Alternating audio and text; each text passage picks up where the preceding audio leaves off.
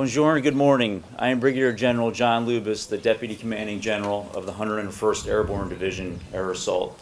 I would like to begin by welcoming our distinguished guests and visitors, and especially our World War II veterans, William Parker, Jack Hamlin, Al Chatwin, and the son of one of the heroes of this battle, Robert Wright, Jr. You honor us with your presence. Our World War II veterans are the reasons we are here, and we forever strive to live up to their example.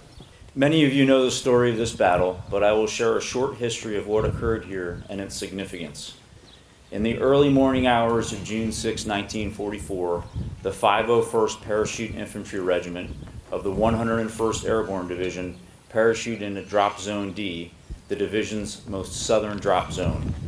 The division's mission was to enable the passage of 4th Infantry Division following their amphibious assault on Utah Beach. Following his parachute jump, Robert E. Wright immediately noticed a church steeple and headed towards it. He found himself here at the Church of St. Côme and St. Damien. The 19-year-old medic removed a Red Cross flag from his pack and pinned it to the door of the church to identify it as an aid station and neutral ground.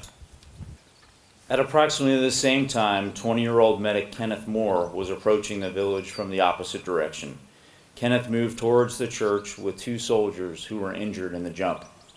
Once Kenneth reached the church, the 2 medics immediately began treating the initial casualties. The 2 then took turns retrieving the wounded from the surrounding area using a farm cart and repeatedly risked their lives to rescue the wounded. These casualties were not limited to just Americans. Robert and Kenneth also provided aid to German soldiers and the village's citizens. Before long, the church was packed with casualties. For the next 3 days, Robert and Kenneth treated wounds that far exceeded their level of medical training. It's important to remember that they were medics, not surgeons or doctors.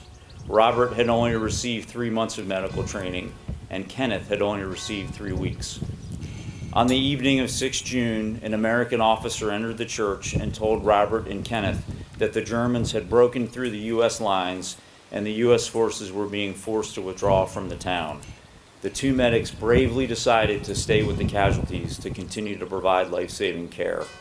By the end of the 6th of June, approximately 80 men, among them Americans, Germans, and French, were under the care of Robert and Kenneth within the church.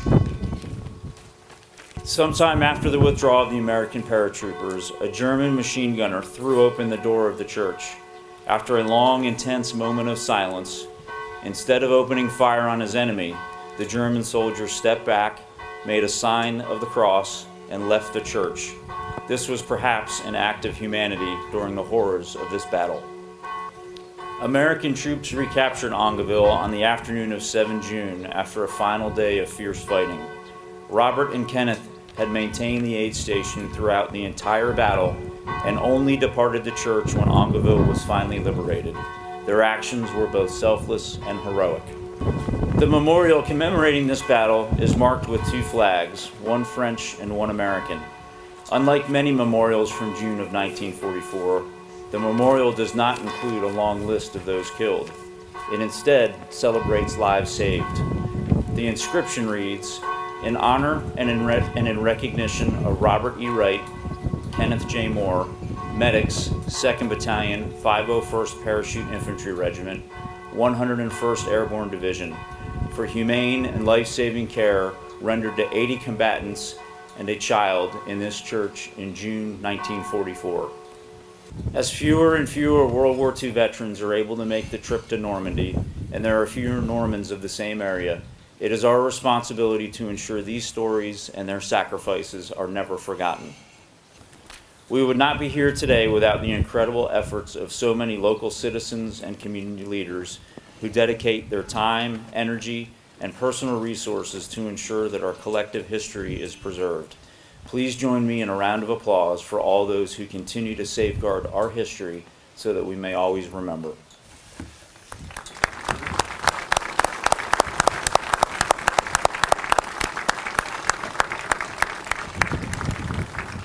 Angoville-au-Plain will always have a special place in the hearts of the Screaming Eagles, as will the people of this part of France.